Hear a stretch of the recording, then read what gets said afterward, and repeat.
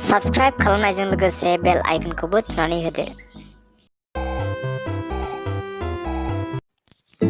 दिनै आरो मोननैसो निउस लानानै फैदों आङो। बेखौनो आङो बुंनो सानदों। बे लकडाउन 5 नि गेजेरनि बे नटिफिकेशना बावहाय 1.0 होनदों 5.0 लकडाउनखौ 30 जुनसिम जागोन होनना सुलुङाव मिथिहोबाय।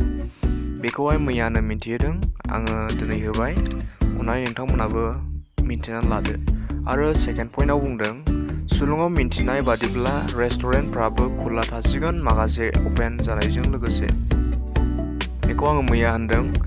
गिर्जा मन्दिरफ्रा खुला थासिगोन, बेजों लोगोसे बे दिनैहाय मिथिदों दि बे रेस्टुरेन्टखौबो खुला खालामसिगोन होननानै। आरो 3 पइन्टआव होनदों सुलुङाव मिथिनाय बादिब्ला 9 PM to 5 AM सिम कार्फिउ थासिगोन। मोनाबिलिनि 9टानिफ्राय 5 AM सिम फुंनि 5 रिंगासिम कार्फिउ जासिगोन बे लकडाउन 5आवहाय।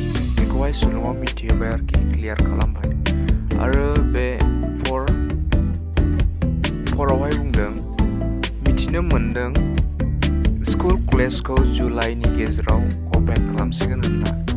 बेखौ दा सान जुलाइनि गेजेराव स्कुल कलेजखौनो अपेन खालाममारसिगोन होननानै बेखौहाय माखासे दैदेनगिरिफ्रा जुलाइनि गेजेरावहाय डिसकासन खालामगोन। बेनि गेजेराव मा जायो बिसोर फेस्ला जागोन होननानै मिथिदों। आङो बेखौ दिनैहाय क्लियार खालामबाय दे। आङो दिनैहाय आसामनि COVID-19नि केसेसखौहाय आं दिनै होथ'ला। नोंथांमोना गुबुन निउसावहाय मिथिखाबाय। आङो बे निउसखौहाय आङो नोंसिनो मिथिहोबाय। एसेनोसै, गोजोन्थों।